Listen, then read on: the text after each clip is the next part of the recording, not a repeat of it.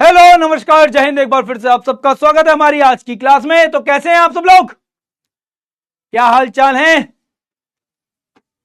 जय हिंद एवरीवन। राधा ठाकुर, ऋतिक, आदिशा, नवनीत राज, धार्मिक, प्रीति, जय हिंद एवरीवन।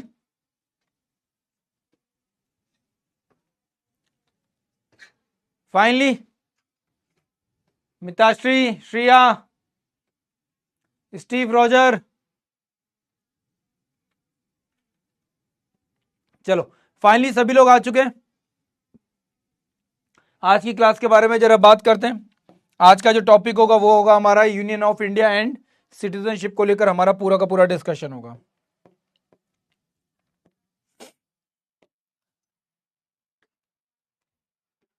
अभी तक हम लोग पार्ट, शेड्यूल एंड प्रेम्बल अच्छे से देख चुके हैं। इवन मैंने आप लोगों से बोला था कुछ भी हो, फर्स्ट 3 क्लासेस जो हैं आपकी वो आपको याद होनी चाहिए अच्छे से।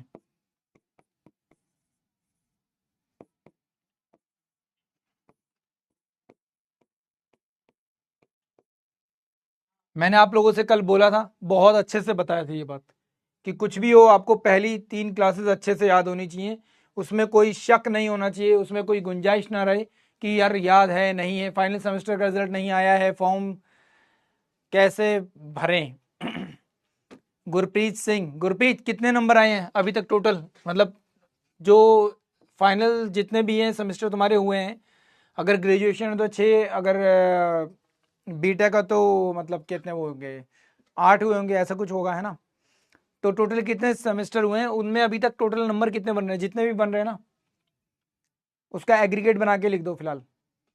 एग्रीगेट मीन्स एक लमसम ऐसा लिख देना। फॉर एग्जाम्पल मान लो तुम्हारा अभी तक टोटल बन रहा है, फॉर एग्जाम्पल 70 बन रहा है तुम्हारा, फॉर एग्जाम्पल 70 बन रहा है, ठीक है। अब तुम्हें पता है कि फाइनल सेमेस्टर का रिजल्ट आएगा, जैसे ही वो ऐड हो जाएगा तो थोड़ा सा फर्क पड़ेगा, पॉजिटिव होगा है ना, ऊपर ही होगा। तो ज्यादा बढ़ा के मत लिखो, 70 लिख दो या 68 लिख दो, चलेगा। अगर परसेंटेज एक आधी कम लिखोगे तो चलेगा, पर अगर ज्यादा लिखोगे तो फ्रॉड माना जाता है।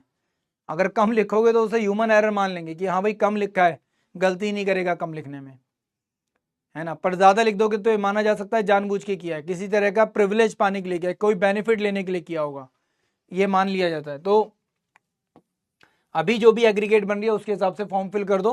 बट ये ध्यान रखना कि आपका जो रिजल्ट है वो आपके, जब आपका रिटर्न एग्जाम जब हो रहा हो उस टाइम तक सब कुछ आ चुका हो आपके हाथ में, ठीक है। वैसे आ जाएगा जहां तक तब तक। सर मैंने अभी सेकंड ईयर के एग्जाम दिए हैं, अभी तो सर मैं फॉर्म भर सकती हूँ नहीं। केवल और केवल वो लोग जिनके ग्रेजुएशन कंप्लीट है, केवल वही लोग फिल कर सकते हैं। केवल और केवल वो लोग जिनकी ग्रेजुएशन कंप्लीट है वो लोग, ठीक है। फाइनली बात करते हैं हम लोग आज की क्लास में union of India and citizenship means. अगर हम लोग बात करेंगे यहाँ पे तो हम लोग बात करने वाले हैं पार्ट 1 के बारे में एंड साथ ही साथ पार्ट 2 के बारे में। किसके बारे में? पार्ट 2 के बारे में। तो आज की क्लास में ये दो हमारे मेजर टॉपिक रहेंगे, ठीक है। और बहुत ही अच्छे टॉपिक हैं, बहुत ही प्यारे टॉपिक हैं। एक आपको इस चीज़ का एहसास दिलाता है कि आप जिस देश में रहते हो वो देश किस तरीके का है, एंड दूसरा आपको एज अ सिटीजन आपके बारे में बताता है। किसके बारे में बताता है? एज अ सिटीजन आपके बारे में आपको बताता है कि आप किस देश में रह रहे हो, कैसी आपकी शक्तियां हैं, ठीक है। एक नागरिक के तौर पर कैसे हमको पहचाना जा सकता है, ये सब चीज़ें हमको यहाँ पे पता चलती हैं। क्लियर? तो सबसे पहले हम लोग यूनियन ऑफ इंडिया को लेकर बात करते हैं। किसको लेकर बात करते हैं? यूनियन ऑफ इंडिया को लेकर बात करते हैं। तो जब भी यूनियन ऑफ इंडिया को लेकर बात हो रही है तो यहाँ पे मैंने अभी आपको रिसेंटली बताई, अभी जस्ट पार्ट 1 के बारे में बात हो रही है यहाँ पे। और साथ ही साथ अगर देखेंगे तो आर्टिकल नंबर 1 to 4 आपका क्या होगा यहाँ पे कवर होगा। कहाँ से कहाँ तक? 1 से लेकर 4 तक हमारा कवर होगा। जब भी हम लोग बात करते हैं आर्टिकल 1 के बारे में, पार्ट में आर्टिकल 1 सबसे इंपॉर्टेंट है, क्योंकि आर्टिकल 1 किसके बारे में बताएगा? सबसे पहले आपको भारत के बारे में बताएगा। किसके बारे में बताएगा? भारत के बारे में बताएगा।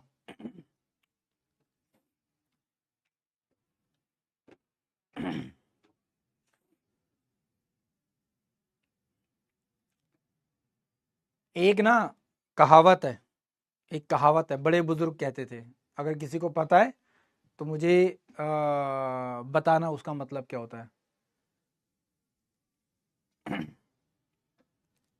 अधरत गगरी छलकत जाए, मतलब आधी, आधा जो लोटा पानी होता है ना, आधा मटका जो पानी होता है वो हमेशा छलकता रहता है। क्यों बोला जाता है ये चीज, क्यों बोला जाता है पता है? वेल ये मैंने बोला किसके लिए पता है ना, पता है ना किसके लिए बोला मैंने ये?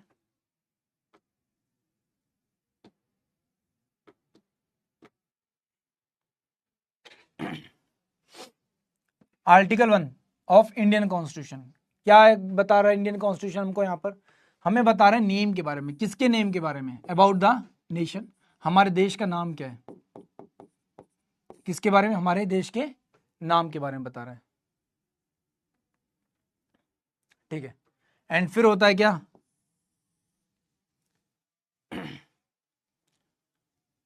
किसके बारे में बात कर रहा है? हमारी टेरिटरी को लेकर बात कर रहा है, हमारी बाउंड्रीज को लेकर बात कर रहा है। किसको लेकर बात कर रहा है?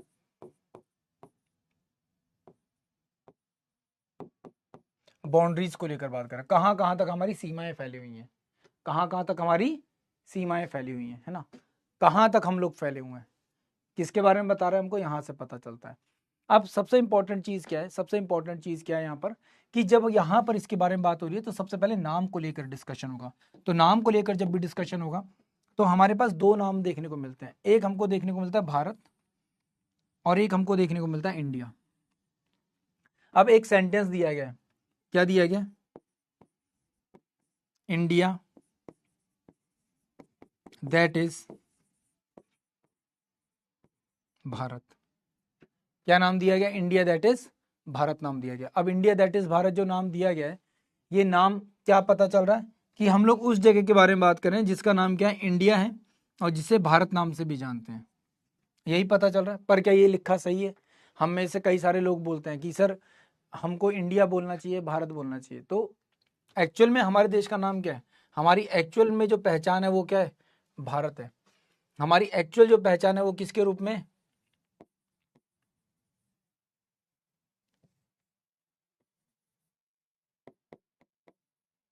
भारतीय के रूप में। किसके रूप में? भारतीय के रूप में। किसके रूप में? भारतीय के रूप में। जब भी हम लोग भारत के बारे में बात कर रहे हैं तो यहाँ पर एक चीज का ध्यान रखना कि कहीं पर भी इंडिया नाम कहीं पर भी नहीं मिलता है। हिस्टोरिकली कोई भी ऐसा डॉक्यूमेंट नहीं जहां पर इंडिया नाम यूज हो रहा हो। जो नाम यूज हो रहा है शुरू से लेकर आखिरी तक, वो कौन सा यूज हो रहा है? भारत वर्ड यूज हो रहा है। इवन इवन जब भी हम लोग यहाँ पे बात करते हैं भारत शब्द के बारे में, तो जो हम लोग पुराण पढ़ते हैं, विष्णु पुराण पढ़ते हैं, उसमें भी इस चीज का एक्सप्लेनेशन है कि भारत भूमि के बारे में बात हो रही है, ठीक है। उसमें लिखा हुआ एक श्लोक लिखा हुआ है कि सुदूर हिमालय से लेकर, ठीक है, और दक्षिण के सागरों तक, समुद्र तक जो भूमि है, हिमालय से लेकर सागरों के बीच की जो भूमि है, उसको हम लोग क्या कहते हैं? भारत कहते हैं। इट मीन्स किसके बारे में बात हो रही है? हमारे देश के बारे में बात हो रही है ना। ज्योग्राफिकली आइडेंटिफिकेशन दी गई है ना। तो जब भी यहाँ पे भारत को लेकर बात होगी तो यहाँ पर ध्यान रखना आपकी पहचान क्या है? भारत के रूप में, भारतीय के रूप में, ना कि इंडियन के रूप में। फिर आप कहोगे सर ये जो शब्द है इंडिया, ये कहाँ से आ गया? देखो, भावनाएं हैं, आप चाहे भारत बोलो चाहे इंडिया बोलो वो एक ही बात है, बट एक्चुअल में हमारी पहचान तो भारतीय ही है। तो ये इंडिया वर्ड आया कहाँ से? एक्चुअल में इंडिया जो वर्ड होता था वो यूरोपियंस यूज करते थे, यूज्ड बाय यूरोपियंस। किसने यूज किया? यूरोपियंस ने यूज किया। किसने यूज किया? यूरोपियंस ने यूज किया। अब यूरोपियंस ये शब्द कई जगह पर यूज कर रहे थे, जैसे कि इन्होंने सेम वर्ड यूज किया किसके लिए? रेड इंडियंस, है ना।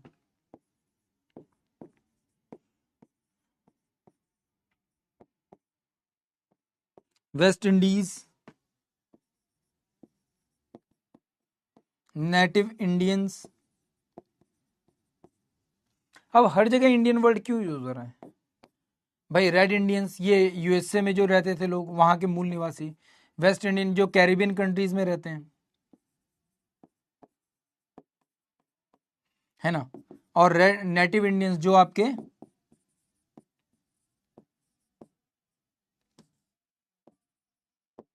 ऑस्ट्रेलियन कॉन्टिनेंट में रहते हैं। तो यहाँ के लोगों को क्यों बोल रहे हैं भाई फिर इंडियंस, और हमको भी इंडियन क्यों बोला जा रहा है? एक्चुअल में यूरोपियंस इस शब्द का इस्तेमाल उनके लिए करते थे, पिछड़ी समाज या पिछड़ी सभ्यता के लोग होते थे, उनको क्या इंडियन वर्ड यूज कर लेते थे उनके लिए, ठीक है। वो लोग अपने लिए क्या उन्होंने एक वर्ड बना लिया था कि भाई इस भूमि पर जो लोग मिलेंगे उनको हम लोग इंडियन बोलेंगे, ठीक है। तो होना एक्चुअल में क्या चाहिए, Bharat that is India, not India that is Bharat. Bharat that is India बोलोगे तो भी समझ में आता है, बट फिलहाल हमारी जो पहचान है वो भारत के रूप में ही होनी चाहिए। तो आई होप ये बात समझ में आई होगी कि आखिर ये कहानी निकल कर कहाँ से, ये शब्द आया कहाँ से।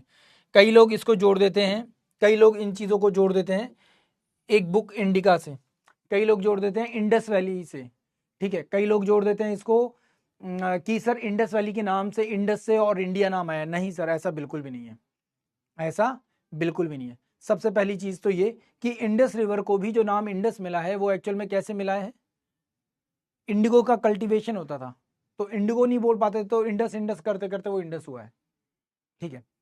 हमारे यहाँ इंडिगो भी होता था, हमारे यहाँ कॉटन भी होता था, सब सारी चीज़ें यहाँ पर होती थी, तो उससे उसका नाम पड़ा है। इंडिगो से धीरे धीरे वो क्या नाम पड़ा, इंडस नाम पड़ा है, क्योंकि उसके बाद के क्षेत्र में क्या होता था, नील की खेती होती थी, तो नील यहाँ से निकल के वहाँ जाता था। तो समझो यहाँ पर इस चीज़ को, तो यहाँ पर इस चीज़ को ध्यान रखना, आप जब भी आपके माइंड में आए तो आपको पॉलिटी ठीक है, बट हिस्टोरिकली भी अपने नाम के बारे में, अपने देश के बारे में पता होना ज़रूरी है। अब ये बात तो चलो खत्म हो गई, आपको ये भी पता चल गया कि हाँ हम लोग जिस देश के बारे में बात कर रहे हैं वो क्या है, भारत है या इंडिया है, ठीक है।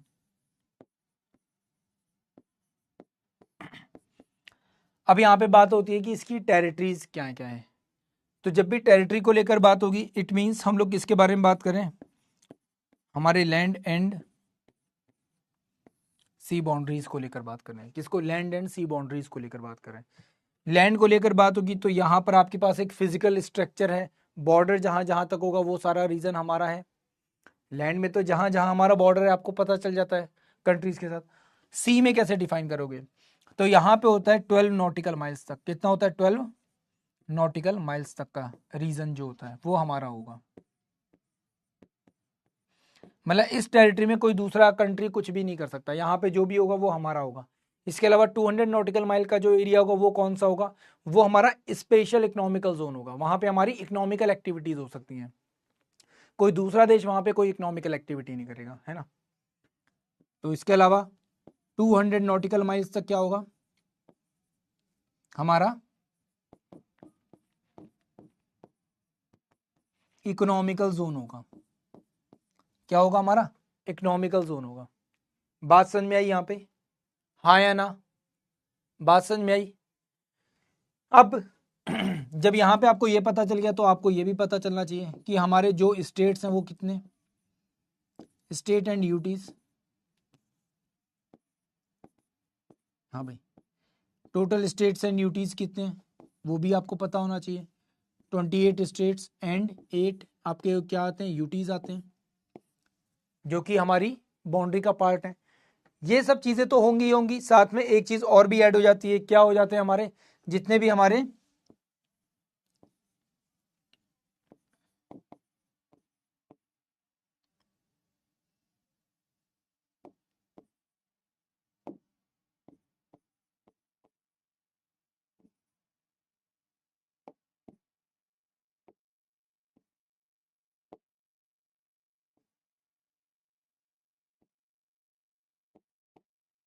जितनी भी हमारी एम्बेसीज बनी हुई हैं उन सब के बारे में, जितनी भी हमारी एम्बेसीज बनी हुई हैं वो भी क्या होंगी, इसका पार्ट बनेंगी।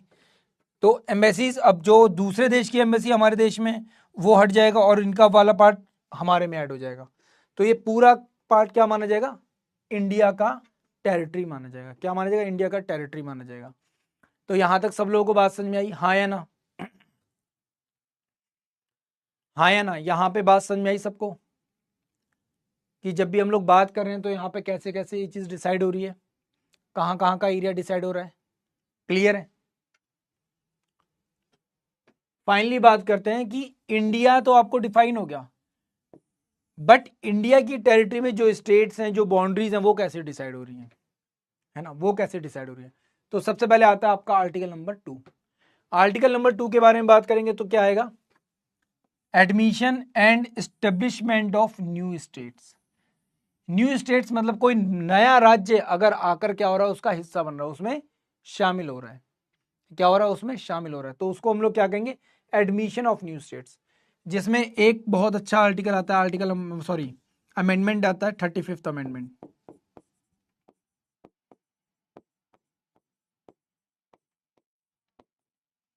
कौन सा आता है, 35th अमेंडमेंट आता है।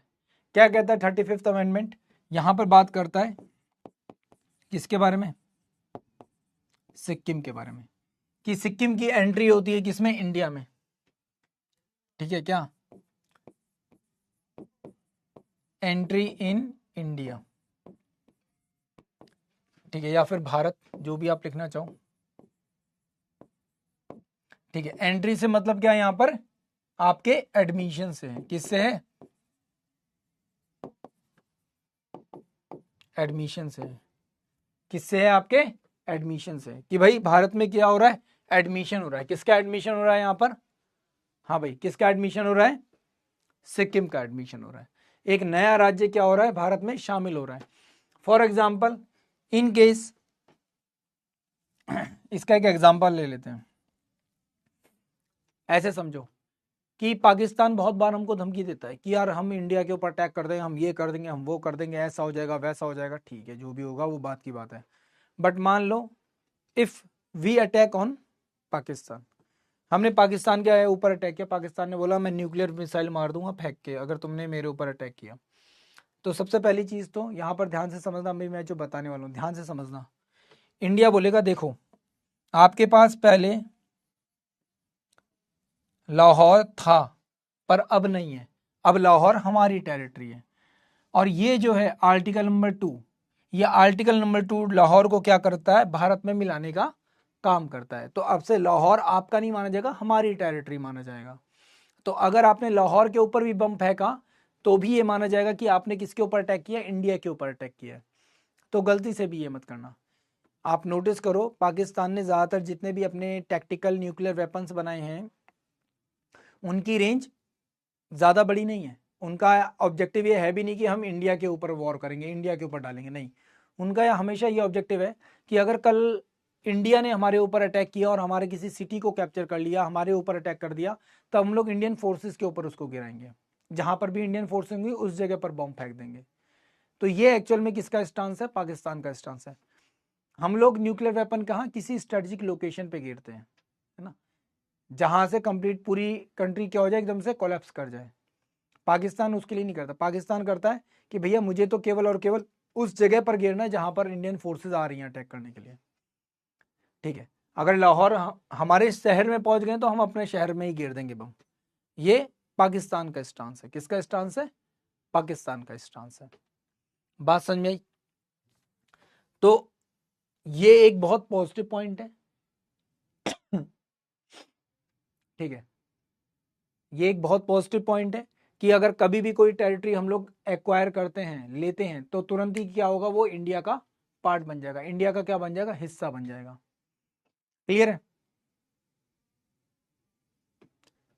है ना, क्या बन जाएगा, इंडिया का हिस्सा बन जाएगा, सबसे पहली चीज। फिर आता है formation of the new states and alteration. अब formation of new states and alteration का मतलब क्या है, यहां पर कोई भी बना हुआ जो स्टेट है ना उसमें किसी भी तरीके का अल्टरेशन करना, चेंजेस करना, उसके एरिया को लेकर, उसकी बाउंड्रीज को लेकर, उसके नेम को लेकर। नेम को लेकर मींस जैसे कि अगर हम लोग बात करें तो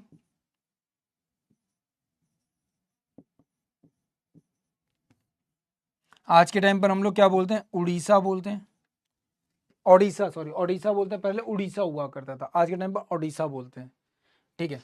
पहले असम बोला जाता था, आज के टाइम पर असम बोला जाता है, होता है ना नाम चेंज, एग्जैक्टली वही सेम चीज है, ठीक है। न्यू स्टेट का फॉर्मेशन हो रहा है, तो न्यू स्टेट का फॉर्मेशन जैसे कि आज के टाइम पर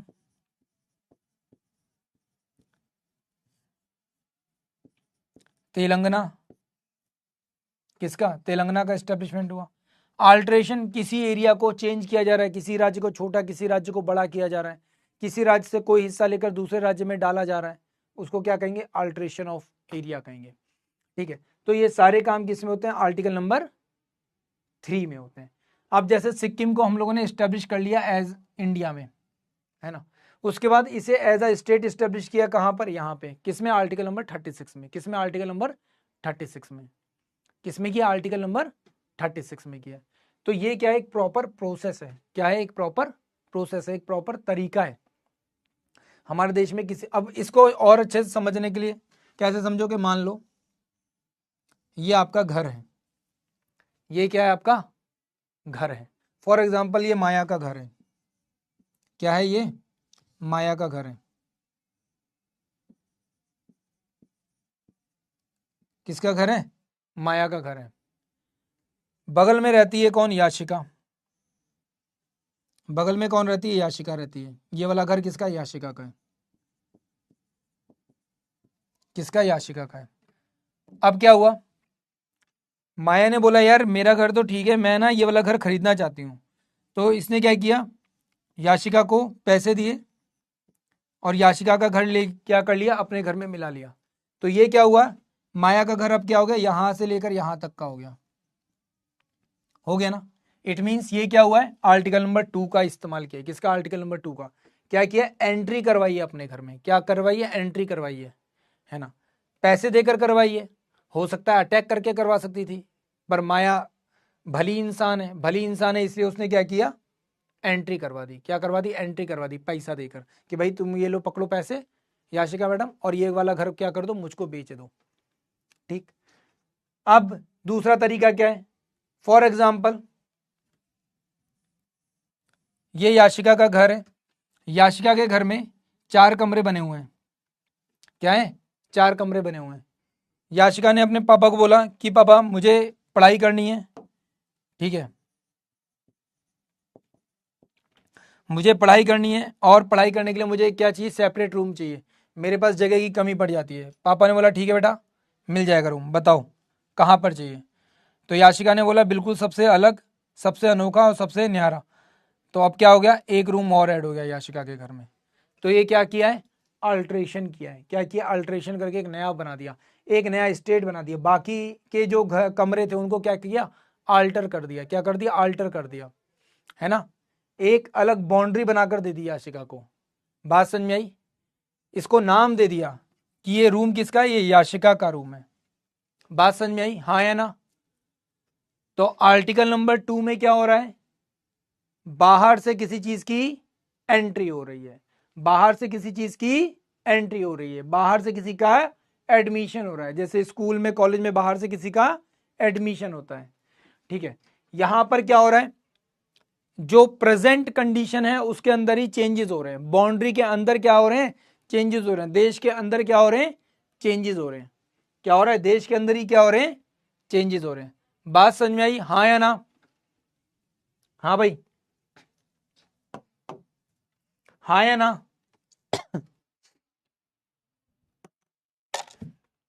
गर्म पानी बोला था दोस्त, मैंने गर्म पानी बोला था।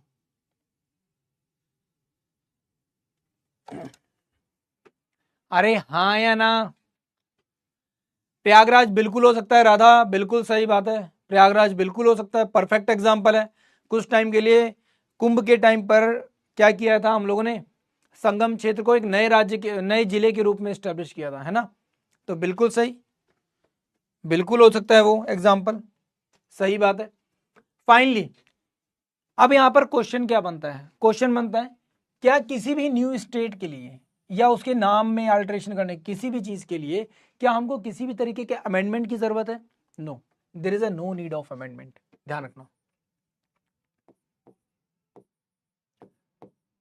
No need of amendment.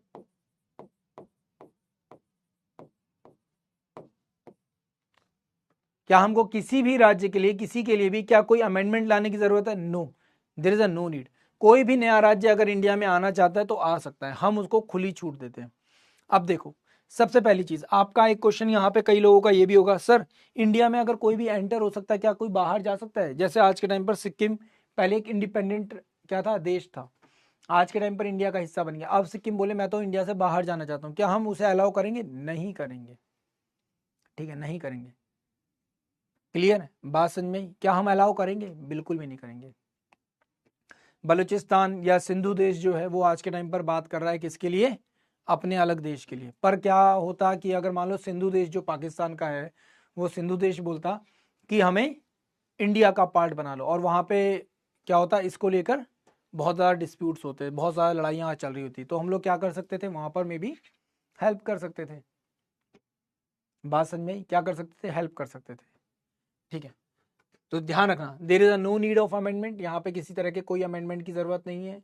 ठीक है, हमें सिर्फ और सिर्फ केवल और केवल क्या करना है? इस बिल को पार्लियामेंट में लेकर जाना है। पार्लियामेंट में इस बिल को क्या कर दिया जाएगा? सिंपल मेजोरिटी के साथ प्रेजेंट किया जा सकता है। क्या? Introduce in parliament only. क्या किया जाएगा? पार्लियामेंट में प्रेजेंट किया जाएगा। ठीक है, यहाँ पर किसी के लिए कोई स्पेशल मेजोरिटी लाने की, कुछ करने की जरूरत नहीं है। सिर्फ और सिर्फ केवल और केवल हमको क्या करना है? वी जस्ट नीड, हमको किसकी जरूरत है? केवल एक सिंपल मेजोरिटी की जरूरत है। किसकी जरूरत है? केवल एक सिंपल मेजोरिटी की जरूरत है। बात समझ में आई? क्लियर है? और कोई भी बिल अगर पार्लियामेंट में जाएगा तो कैसे जाएगा? By the recommendation of president. तो प्रेसिडेंट बोलेगा, रिकमेंड करेगा, पार्लियामेंट में बिल जाएगा, ठीक है, और इसको पास बाय सिंपल मेजोरिटी।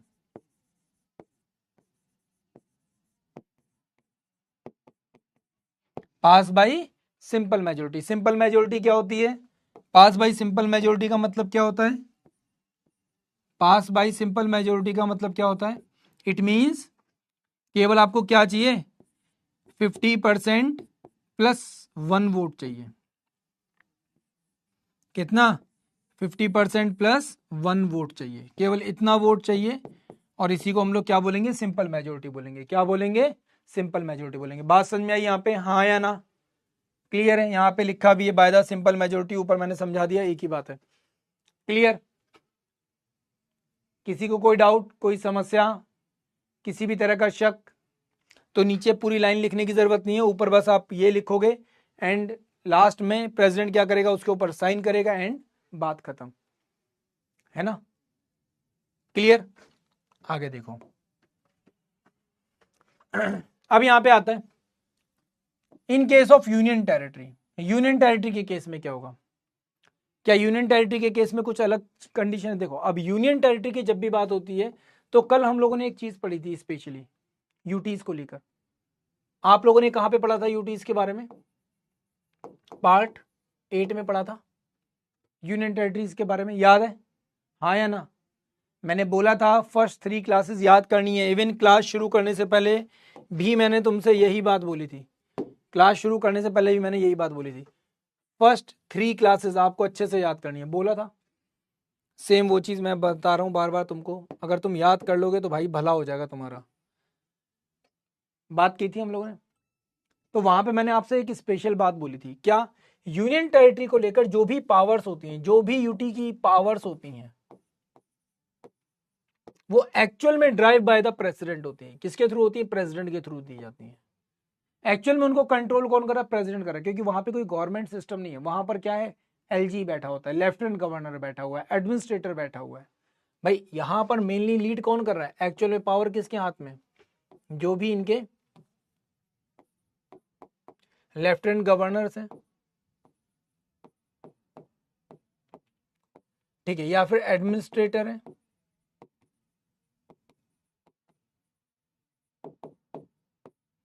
क्या है? एडमिनिस्ट्रेटर्स हैं, उनके हाथ में ये पावर। और वो लोग क्या करते हैं? इसके पावर को कैसे यूज करते हैं? क्योंकि प्रेसिडेंट उनको दे बोलता है कि भाई ये पावर तुम्हारी है, तुम इस तरीके से इसको इस्तेमाल करोगे। तो यूनियन टेरिटरी की कंडीशन क्या होता है? बिल्कुल अलग होती है। क्लियर है? क्लियर है? तो यहां पर कोई विधायक लाने की, विधेयक लाने की कुछ भी जरूरत नहीं है, कोई बिल लाने की जरूरत नहीं पड़ती। प्रेसिडेंट को बोला जाता है, प्रेसिडेंट अपने हिसाब से चीजों को मैनेज कर लेता है। जैसे हम लोगों ने रिसेंटली देखा था, दमन एंड दीव को आपस में क्या किया था? हम लोगों ने मर्ज किया था। दादर नगर हवेली एंड दमन दीव को आपस में क्या किया है? मर्ज किया है। तो मर्ज कैसे किया था? यहीं पर किया था, इसी के अकॉर्डिंग, है ना? इसका सीधा सा एग्जाम्पल क्या है? सीधा सा एग्जाम्पल क्या है?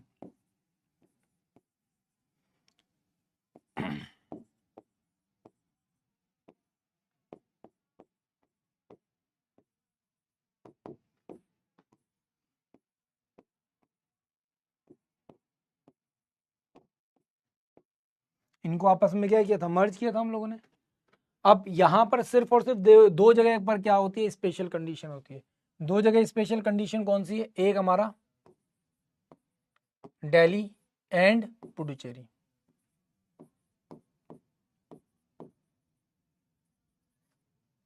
इनकी कंडीशन क्या है, स्पेशल कंडीशन है। क्या है, स्पेशल कंडीशन है।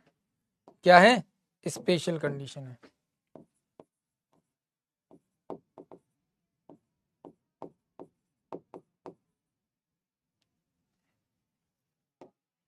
इनकी कंडीशन क्या है, स्पेशल कंडीशन है।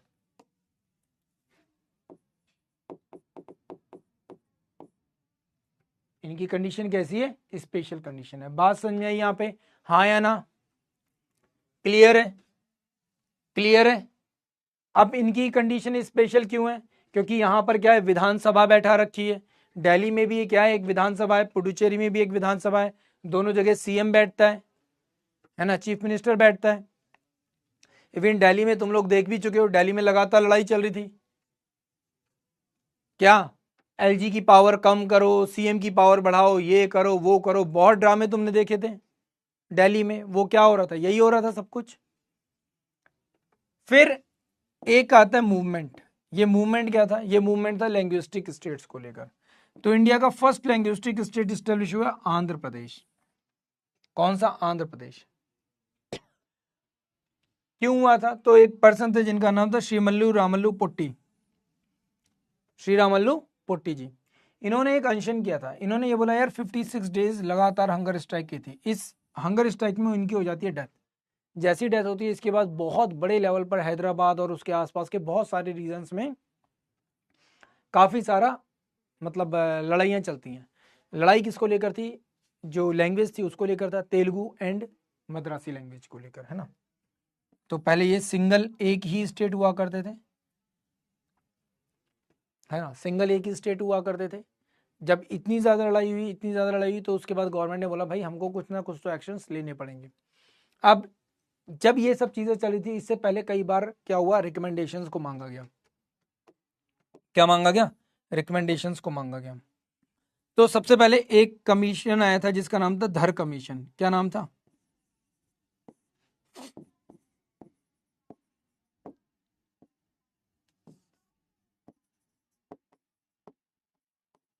क्या नाम था, धर कमीशन।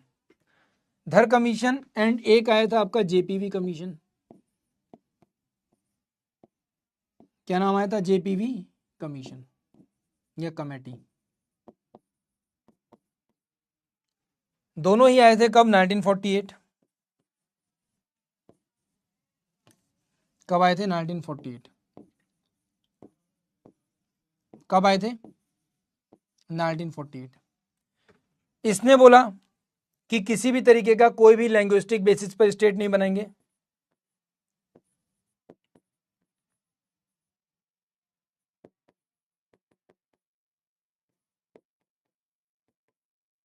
एंड सेम चीज इसने भी बोली कि कोई भी लैंग्विस्टिक स्टेट हम नहीं बनाएंगे। दोनों ने सेम ये चीज बोली, दोनों ने सेम ये चीज बोली। अब यहां पर ये जरूर, अब ये तो धर कमीशन नॉर्मल है, जेपीवी कमीशन इसके बारे में जरूर पूछा जाता है। कौन थे, जवाहरलाल, ठीक है।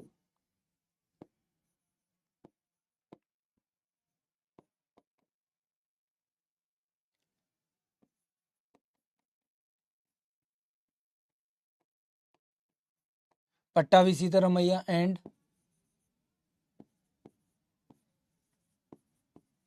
वल्लभ भाई पटेल। तो ये तीन लोग थे। इन तीनों ने बोला भाई हम यहाँ पर लैंग्विस्टिक बेसिस पे स्टेट्स को नहीं बनाएंगे। लैंग्विस्टिक बेसिस पे बनाने का मतलब एक तरह से लैंग्विस्टिक बेसिस पे लोगों को डिवाइड करना। नेहरू जी का जो विचार था उस समय पर बहुत ज़्यादा हाईली सोशलिस्ट विचारधारा थी उनकी, हाईली सोशलिस्ट विचारधारा थी। इतने ज़्यादा सोशलिस्ट विचारधारा के थे कि लिटरली उन्होंने इन चीज़ों को एड्रेस ही नहीं किया, ठीक है। जबकि ये प्रॉब्लम लगातार बढ़ रही थी और कई लोगों ने बोला यार भाषा के आधार पर बना देना चाहिए। इवन इनके खुद के जो फादर थे, जब उन्होंने नेहरू रिपोर्ट बनाई थी, हम लोग ऑलरेडी पढ़ चुके हैं फर्स्ट क्लास जो हमारी हुई थी पॉलिटी की, उसमें इवन हिस्ट्री में भी हम लोगों ने पढ़ा था, है ना, नेहरू रिपोर्ट 1928, याद है। उसमें उन्होंने भी बोला था कि जो प्रोविडेंसीज बनाई जाएंगी, मतलब कि स्टेट्स जो बनाए जाएंगे, उनको हम लोग किसके बेसिस पे बनाएंगे, लैंग्विस्टिक बेसिस पे डिवाइड करेंगे।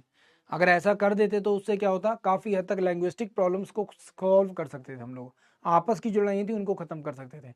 बट आज के टाइम पर भी अगर हम लोग देखें, आज के टाइम पर भी हम लोग देखें तो भाषा को लेकर अब एक नया युद्ध शुरू हो गया है कि अगर आप हमारे राज्य में आ रहे हो तो हमारी वाली भाषा बोलो, क्या हमारे राज्य में आ रहे हो तो हमारी वाली भाषा बोलो। अब हर आदमी हर भाषा को सीख सकता है क्या, नहीं सीख सकता।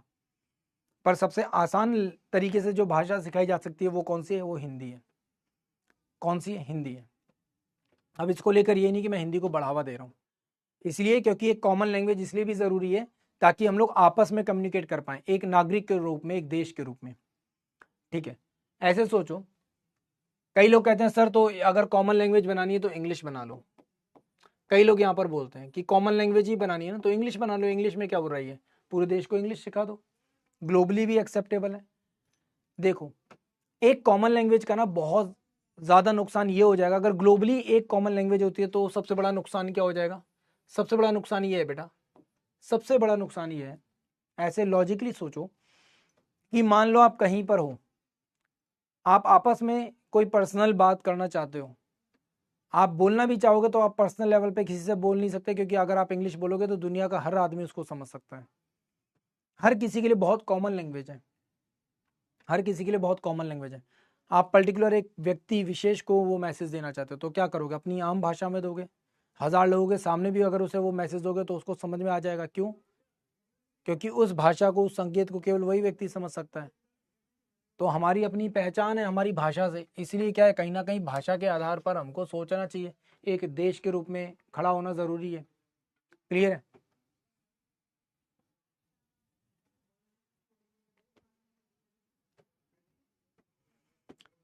माया, बेटा वही चीज़ गलत है ना, वो चीज़ गलत है, बहुत ज़्यादा गलत है, बहुत ज़्यादा गलत है वो चीज़। अब आप खुद सोचो, आज के टाइम पीरियड पे अगर आप बोलते हो भाषा को लेकर, पूजा पाठ प्रार्थना ये सब चीज़ें तो आप संस्कृत में कर रहे हो, तो फिर संस्कृत छोड़कर वो भी अपनी भाषा में करोगे क्या, नहीं ना। अगर इतना ही है तो फिर संस्कृत भाषा के साथ जुड़ जाओ जाकर, वो ज़्यादा बेटर है। पर उसको आपने उतना सम्मान नहीं दिया, उसकी जगह तो आपको इंग्लिश प्यारी लग रही थी, आपने खुद ही अपने बच्चों को इंग्लिश मीडियम में भेज भेज कर अपनी भाषा खराब की, तो अब इसमें किसी और की क्या गलती। सरकार तो आज के टाइम पर सुधारना चाहती है, पर आप सुधरना नहीं चाहते तो क्या करें।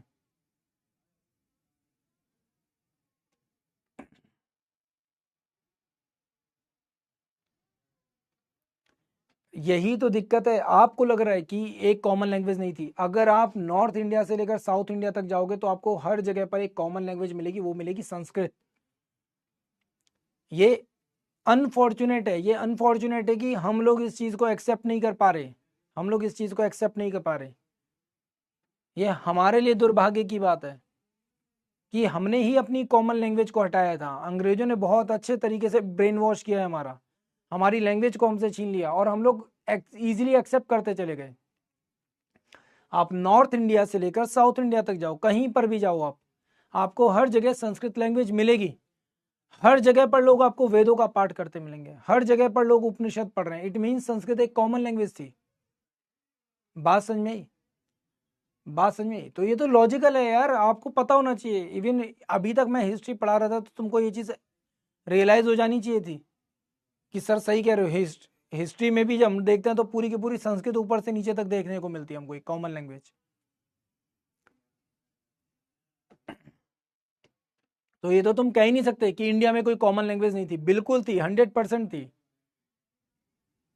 आप विजयनगर एम्पायर में चले जाओ, विजयनगर एम्पायर में राजाओं ने संस्कृत के काव्य ग्रंथ लिखे हैं। आप उससे पहले सातवाहन एम्पायर में चले जाओ, वहां पर आपको काव्य ग्रंथ मिल जाते हैं संस्कृत के। तो आप ये तो बोल ही नहीं सकते, बोल ही नहीं सकते आप ये बात कि सर कोई कॉमन लैंग्वेज नहीं थी। ये तो बिल्कुल एकदम ऐसी बात है कि मतलब एकदम बिल्कुल, सर एकदम हमें तो पता ही नहीं है, हम तो आईसीएसई बोर्ड से एकदम कॉन्वेंट स्कूल से पढ़कर आए हैं सर, वो वाली बात होगी एकदम बिल्कुल कि सर हम तो एकदम कॉन्वेंट स्कूल से पढ़कर आए हैं, हमें तो, हमने तो ये चीज़ पढ़ी ही नहीं है, हमने तो इतिहास को इतिहास की तरह से देखा ही नहीं। हमें तो पढ़ाते नहीं थे, टीचर सिर्फ ये बोलते थे कि बस रट्टा मारो, रीडिंग करो, लिख कर आ जाओ, हो जाएगा काम। ये तो बेसिक लॉजिक है यार। तुम लोग क्लास 6 से पढ़ते हुए आ रहे हो, डिफरेंट डिफरेंट इंस्क्रिप्शंस दिख रहे हैं आपको हिस्ट्री में, हर जगह पर आपको बुक्स मिल रही हैं। तो इसका मतलब क्या है, संस्कृत हर जगह पर थी ना, हर राजा बोलता था। तो फिर इवन खुद महाराष्ट्र में शिवाजी महाराज ने सबसे पहले जब फारसी लैंग्वेज को अपनी भाषा से हटाया, मतलब अपने राज्य से हटाया, तो उसके बाद उन्होंने आधिकारिक भाषा जो बनाई थी वो संस्कृत बनाई थी, और जो दूसरी भाषा बनाई थी वो मराठी बनाई थी। मराठी क्योंकि कॉमन बोलने की भाषा थी,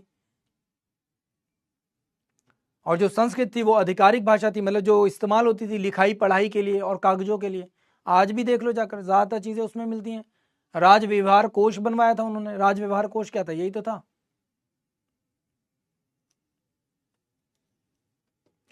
हम लोग कर सकते हैं, बिल्कुल कर सकते हैं। अब आज के टाइम पर भी एज अ नेशन अगर आपको खड़ा होना पड़ेगा तो एक कॉमन लैंग्वेज को चूज करना पड़ेगा भाई, ठीक है, आपको एक कॉमन लैंग्वेज को चूज करना पड़ेगा,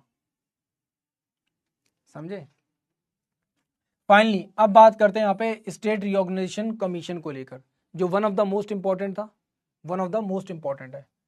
कब? दिसंबर 1953 में बना था। कब बना था? After the Ramallu Putti death. उनकी डेथ के बाद यहाँ पर क्या किया गया था, इसको स्टेब्लिश किया गया था। अब अगर हम लोग बात करते हैं इंडिपेंडेंट इंडिया की, देखो आफ्टर द इंडिपेंडेंस अगर हम लोग बात करते हैं, हमारे पास बहुत सारे प्रिंसली स्टेट्स थे। इन सारे प्रिंसली स्टेट्स को हम लोगों ने क्या किया, एक साथ जोड़ा, सरदार वल्लभ भाई पटेल एंड वीपी मेनन ने, और एक बहुत बड़ा काम किया था, ठीक है। इन सबको करने के बाद हम लोगों ने क्या किया, उनको ग्रुप्स में डिवाइड किया था। क्या किया था? ग्रुप्स में डिवाइड किया था। मैंने आपको कल ये चीज बताई थी, इवन आप लोगों को एक पार्ट बताया था, part 7 of constitution.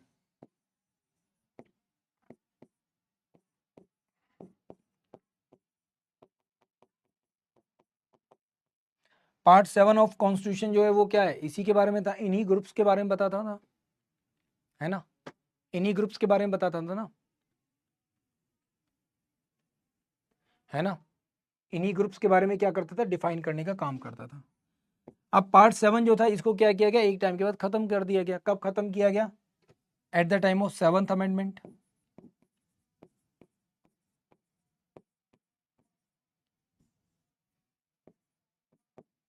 At the time of 7th amendment. 7th amendment में इसको अमेंडमेंट में इसको क्या किया गया, खत्म किया गया। क्यों किया गया?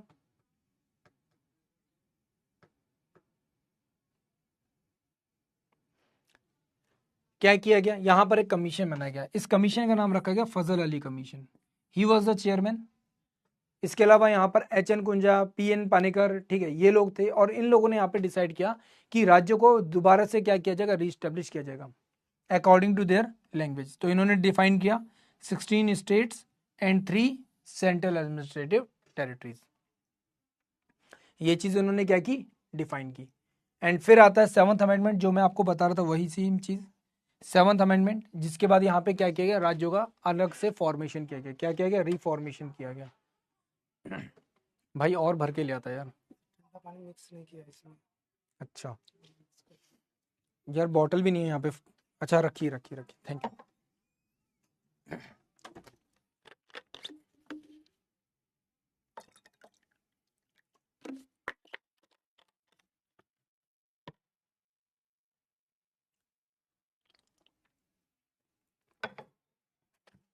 कुछ ज्यादा ही खोला के लिए।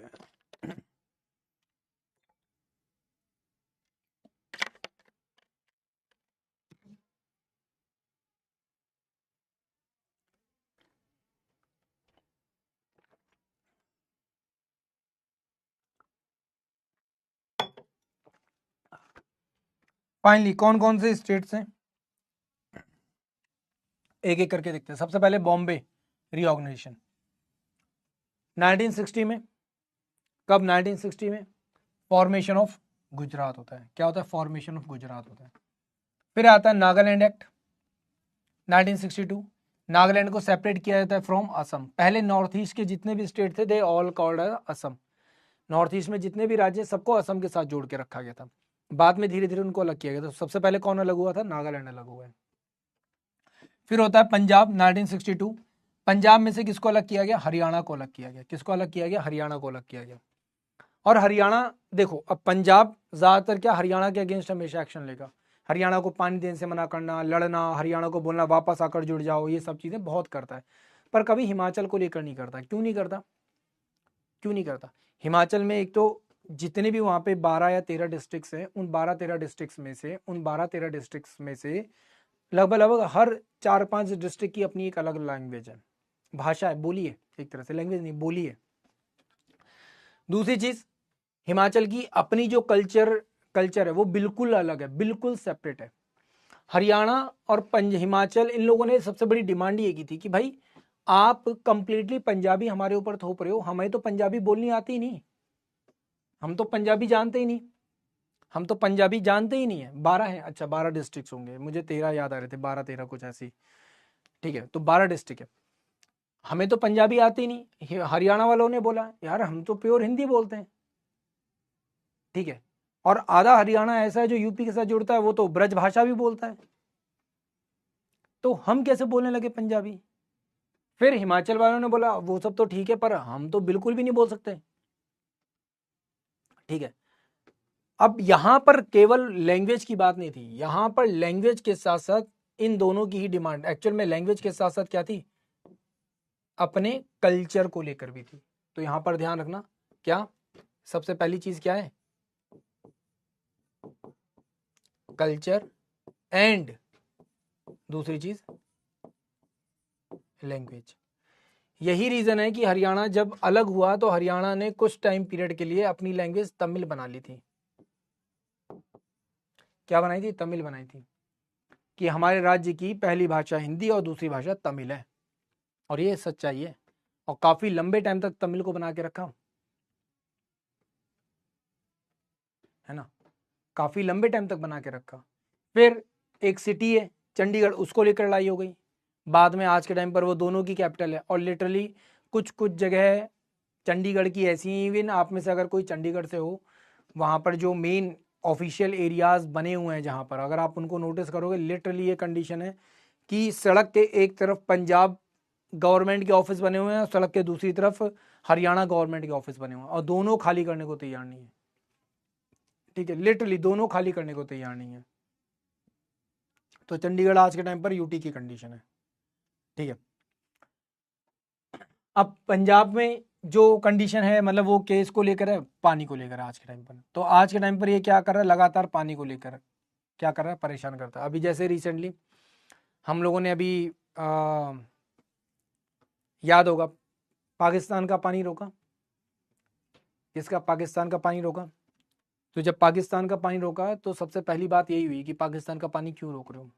अब यहाँ पर ऐसा नहीं कि हर कोई पंजाब में, नहीं, पंजाब में कुछ सो कॉल्ड जो फार्मर प्रोटेस्ट वाले लोग हैं, कुछ यूपी के भी हैं, एक दो, है ना, दो भाई हैं एक्चुअल में यूपी में, उन दोनों का भी यही सेम आंसर था, अरे वहाँ के भी तो किसान हैं, वहाँ के किसानों को कैसे छोड़ देंगे भाई, वहाँ के किसानों को पानी मिलना जरूरी है, हम किसान हैं, किसानों की बात उठाएंगे चाहे वो किसी भी देश का हो, है ना। अब वो जो किसान नेता हैं उन्होंने यहाँ पे बात की, और यही लोग क्या करें, लगातार इस चीज़ को लेके अगेंस्ट हैं कि हरियाणा को पानी मत दो। हरियाणा में एक कैनाल प्रोजेक्ट शुरू हो रहा था जिसका नाम था नाम है उसका सिंधु यमुना लिंक प्रोजेक्ट। ठीक है, सिंधु यमुना लिंक प्रोजेक्ट एक था। लिटरली उस पूरे के पूरे कैनाल का काम हरियाणा बॉर्डर तक कंप्लीट हो चुका है, सिर्फ और सिर्फ केवल बचा है कहाँ पे? पंजाब बॉर्डर पे। और वहां पर वो काम ही नहीं करने देते। काम क्यों नहीं करने देते? कि अगर वहां पर काम हो जाएगा तो पानी हरियाणा को जाएगा, और हम चाहते ही नहीं। हरियाणा का एक पार्ट है जो राजस्थान के साथ जुड़ता है, और उस वाले पार्ट में काफ़ी अच्छी खासी क्या है, पानी की कमी है, काफ़ी अच्छी खासी पानी की कमी है। और वो पानी की कमी कैसे पूरी हो सकती है? बाय दिस प्रोजेक्ट, और वो प्रोजेक्ट पूरा नहीं होने देते कभी भी। तो ये एक बड़ा अनफॉर्चुनेट है। अब यहाँ तक की बात चलो ठीक है, एक अलग बात है। सबसे अजीब बात ये थी, जब ऑपरेशन सिंधु और ये सब चीज़ें हुई, उस बीच में भी लोगों ने ये बोला कि हम पाकिस्तान को पानी देने के लिए तैयार हैं, और ये पंजाब के कुछ सो कॉल्ड लीडर्स बोल रहे थे, जिनको आप लोग किसान नेता भी बोल देते हो, कि हम पंजाब का पानी पाकिस्तान को देने को तैयार है, पर हरियाणा में नहीं जा सकता ये पानी। कहाँ नहीं जा सकता? हरियाणा में नहीं जा सकता। वेल हिमाचल प्रदेश। अब आप कहोगे सर हरियाणा के साथ तो लड़ते दिखते हैं, हिमाचल के साथ क्यों नहीं लड़ते हुए दिखते? इसलिए नहीं लड़ते क्योंकि हिमाचल से ही तो सारी नदियाँ नीचे आ रही हैं। अगर हिमाचल ने बोला ठीक है अगर ऐसा है तो हम पानी रोक लेंगे अपना, हम नहीं देना चाहते आपको पानी, तब क्या होगा? पंजाब में पानी आएगा कहाँ से? ब्यास है और आपकी सिंधु है, सॉरी सतलज है, ये नदियाँ कहाँ जा रही है? पंजाब ही तो जा रही हैं हिमाचल से निकलकर। और अगर पानी रोका तो क्या होगा? वो तो बोल देंगे भाई हम कैनाल बनाकर सीधे हरियाणा पहुंचाते हैं, हरियाणा से कनेक्टेड है हिमाचल, बोल देंगे हम पानी की सप्लाई हरियाणा से हरियाणा करेंगे। और अगर ऐसा करते हैं तो इसीलिए पंजाब कभी भी हिमाचल के अगेंस्ट कभी कोई नहीं वर्ड बोलेगा, सिर्फ और सिर्फ केवल हरियाणा के अगेंस्ट बोलता दिखता है। Finally North East reorganisation act 1971 आता है। 1971 आता है तो यहाँ पे हमको दिखता है कौन सा? मणिपुर एंड त्रिपुरा, इनका एस्टेब्लिशमेंट किया गया। मेघालय का एस्टेब्लिशमेंट किया गया। मिजोरम एंड अरुणाचल प्रदेश, इनको कैसे रखा गया? इनको एज अ यूटी रखा गया। क्या रखा गया? एज अ यूटी रखा गया। किसको? अरुणाचल प्रदेश एंड मिजोरम को, इनको एज अ यूटी रखा गया। यहाँ पे हटा दो इसको यार, मिजोरम गलत आ गया यहाँ पे। क्लियर? और बाकी सबको क्या किया गया? प्रॉपर स्टेट के रूप में एस्टेब्लिश किया गया। फिर आता है Sikkim as a new state 1975। मैं आपको ऑलरेडी अमेंडमेंट बता चुका हूँ, 35th amendment and 36th amendment, दो थे। फिर आता है स्टेट ऑफ अरुणाचल प्रदेश और मिजोरम 1986। जब देखा कि यहाँ पे कंडीशन अब नॉर्मल हो गई है, अब हम लोग यहाँ पर क्या कर सकते हैं? एज अ स्टेट इनको एस्टेब्लिश कर सकते हैं, तो इनको भी एज अ स्टेट एस्टेब्लिश किया गया। क्या किया गया? एज अ स्टेट एस्टेब्लिश किया गया। फिर आता है स्टेट ऑफ गोवा। तो गोवा जो कि एक्चुअल में पुर्तगीज से आज़ाद हुआ था, तो अभी तक वो एक यूटी के रूप में था। एंड फाइनली उसको क्या किया जाता है? एक पूर्ण राज्य का दर्जा दिया जाता है। क्या दिया जाता है? एक पूर्ण राज्य का दर्जा दिया जाता है। फिर आता है एमपी, ईयर 2000 में फॉर्मेशन करता है किसके? छत्तीसगढ़ का। फिर आता है यूपी रीऑर्गेनाइजेशन, कब? 2000 में, सेम उत्तराखंड का। फिर आता है बिहार, ईयर 2000 में फॉर्मेशन होता है झारखंड का। ये यूपी की भी बड़ी इंटरेस्टिंग सी कहानी है, यूपी का भी बताता हूँ आपको। फिर आता है आंध्र प्रदेश, ईयर 2014 में, और तेलंगाना।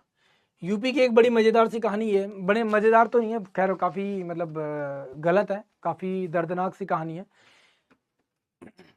होता क्या था? यूपी कंप्लीट होता था, बट यूपी के साथ प्रॉब्लम ये थी कि ज़्यादातर जो पैसा होता था, फाइनेंस जो होता था, पैसा जो होता था, वो ज़्यादातर प्लेन रीजन को मिलता था। किसको मिलता था?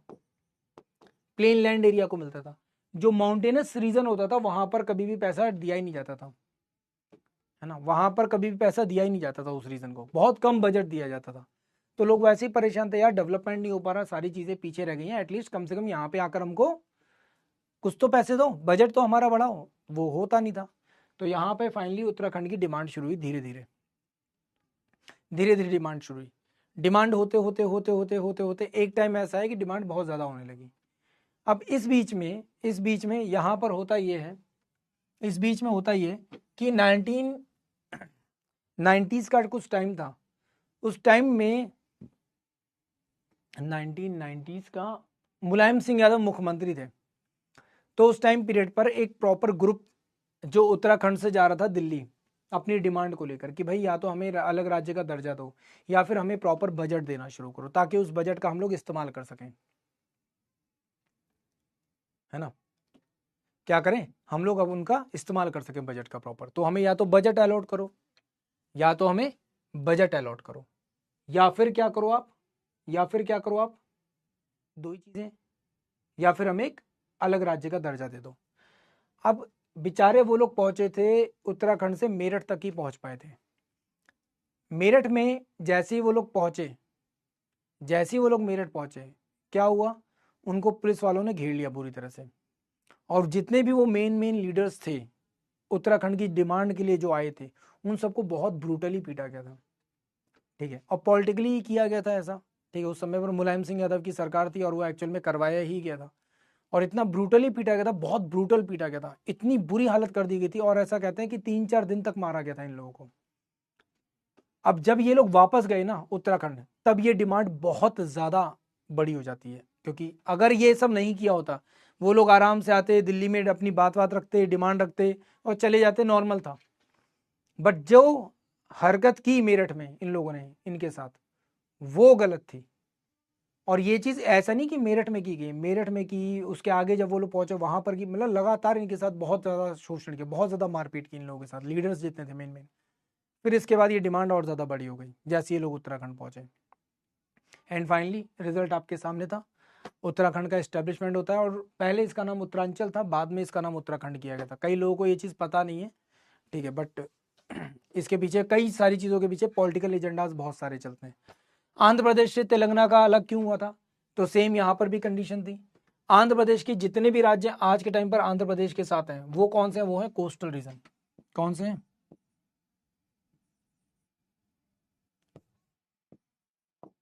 कोस्टल रीजन वाले हैं। और तेलंगाना वाला अगर आप देखोगे तो ये कैसा, ये एक तरह का प्लेटू रीजन है। क्या है, प्लेटू रीजन है, इसी को हम लोग तेलंगाना प्लेटू कहते हैं। और यहाँ पर क्या होता है, पानी कम होता है, रेनफॉल कम होता है, बारिश कम है, सारी चीजें हैं, तो उसकी वजह से क्या होता है, यहाँ पर इम्पैक्ट कम पड़ता है। इकोनॉमिकली ये रीजन क्या हो गया, बैकवर्ड हो गया। तो लोगों ने बोला भैया हमें क्या कर दो, अपने से अलग कर दो, ताकि हम अपने ऊपर ध्यान दे पाएं। और ऐसा होता भी है, जब किसी बड़े राज्य को दो पार्ट में डिवाइड कर दिया जाता है तो दोनों राज्यों का अलग अलग बजट बनता है, उससे इम्पैक्ट थोड़ा ज़्यादा पड़ता है, इम्पैक्ट थोड़ा ज़्यादा पड़ता है। और ये सच्चाई है, ठीक है। फाइनली फिर हमको देखने को मिलता है Jammu and Kashmir reorganisation bill 2019 या 2019। पंजाब के किसानों की भी हालत अच्छी नहीं है, यस ये बात बिल्कुल सही है, ये बात बिल्कुल सही है। एंड इसके पीछे सबसे बड़ा कारण अगर हम लोग देखेंगे तो गवर्नमेंट पॉलिसीज कुछ कारण हो सकते हैं, बट उसके साथ साथ सबसे बड़ा कारण कहीं ना कहीं पंजाब के किसान भी हैं। आप कहोगे सर ऐसा नहीं बोल सकते, ऐसा है, उसके पीछे रीज़न है। क्योंकि जिस तरीके से जहाँ पर पानी नहीं था वहाँ पर ग्राउंड वाटर को बहुत ज़्यादा मिसयूज़ किया गया, ठीक है। सिंगल टाइम पर डबल डबल फसल लेने की कोशिश की गई है।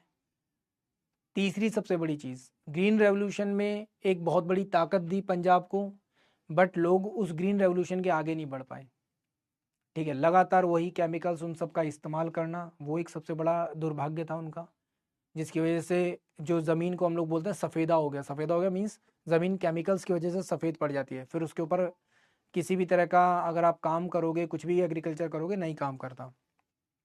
एज वेल एज उससे भी बड़ी बात क्या थी कि बहुत सारे लोगों ने क्या किया, अपने अपने फार्म हाउसेज जो भी मैदान थे वो सब बेच बेच कर क्या किए, कनाडा और बाकी जगहों पर जाना शुरू किया। और उसका नुकसान उन्हीं लोगों को झेलना पड़ा, उन्हीं लोगों को झेलना पड़ा, ठीक है। तो ये रीजंस हैं, सबसे बड़े रीजंस यही हैं।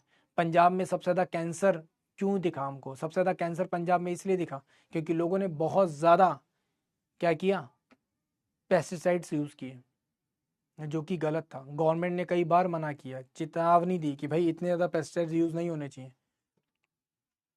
तीसरी सबसे बड़ी चीज़, गवर्नमेंट ने बोला कि अब आपको अपना जो खेती का तरीका है उसको बदल देना चाहिए। लोगों ने वो भी नहीं बदला, लोगों ने वही सिर्फ और सिर्फ क्या, चावल, गेहूं और शुगर केन पर टिके रहे।